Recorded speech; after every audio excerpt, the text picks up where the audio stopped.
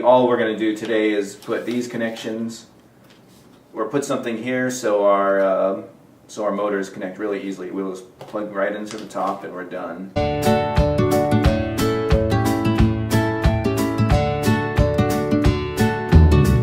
So essentially this will be mounted on our shield, and so it'll look like this, and then we can just plug our servo in like that. So what we need to decide is where it's going to be. What we have on our servo is that the yellow line is going to our control pin, the middle one is a 5 volt, and the black one is our ground. And on our shield we have a 5 volt rail going on this side, a ground rail going on this side, and then we have access to our pins right here. So we need to basically take 3 wires and decide where we want to put that. I guess the first thing we'll do is decide where we want our pins to be, or our headers to be, and then we can actually tack those on with our soldering iron. The band just holds it on just long enough so I can tack it down with the solder.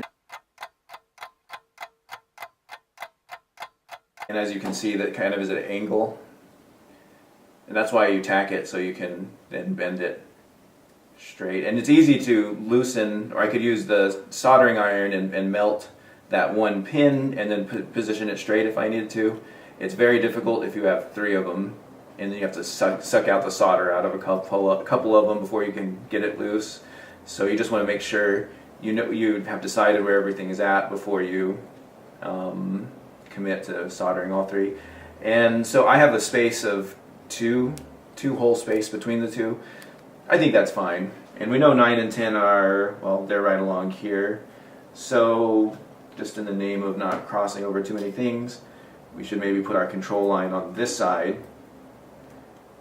And so that's what we'll decide our standard is, that the control is going to be on this side, the ground on this side, and that works out too because the ground is along here. Like a piece of black wire that's essentially going to go like this.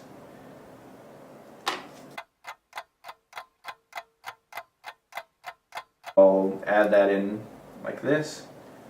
That looks good. And now I have this long piece coming from under here, and then I'll just lay it over both pins. Ground is going to both pins just with 1 wire, rather than cutting a whole lot of wire just to do 2 of them.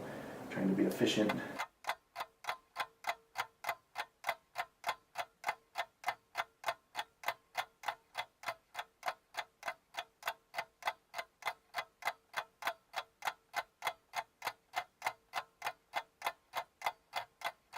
Alright, so the ground now is done. So I soldered it here to the rail, and then I soldered it to both of the inside pins on our header. So now we need to get a 5 volt going down the center, and we'll do something that's similar. So we'll just go like this, and it kind of bends like that.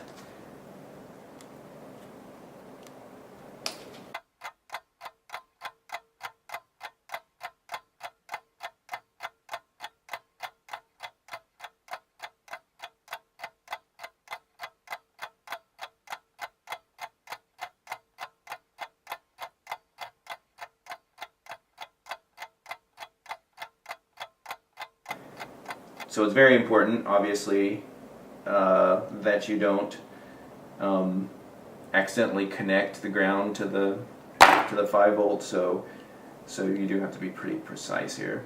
Falling off, so I'm going to use my rubber band again to hold that wire down so it doesn't slide out as I'm tacking it down. The control lines are going to be very easy because I'm not doing this kind of fancy footwork thing so those are probably okay. It looks good from here on inspecting it. Oh, I don't know, I'll use, so 9 and 10. Let's just do this as quickly as we can. So that went through D9, pin 9, and it's coming up through here next to the control pin on that.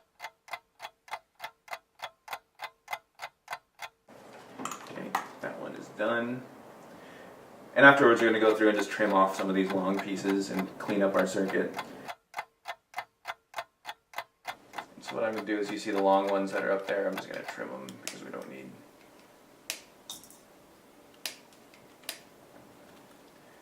And the more like dangling long pieces you have, the more likelihood they'll short circuit on some other things. So yeah, that's all nice and cleaned up. And it should work.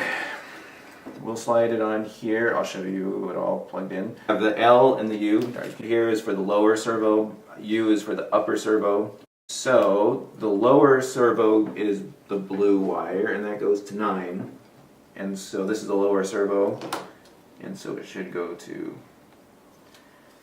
the one that's further away from the USB connector. And we know that the ground is on this side. That guy slides it. Oh, it's nice and tight. It doesn't wiggle at all.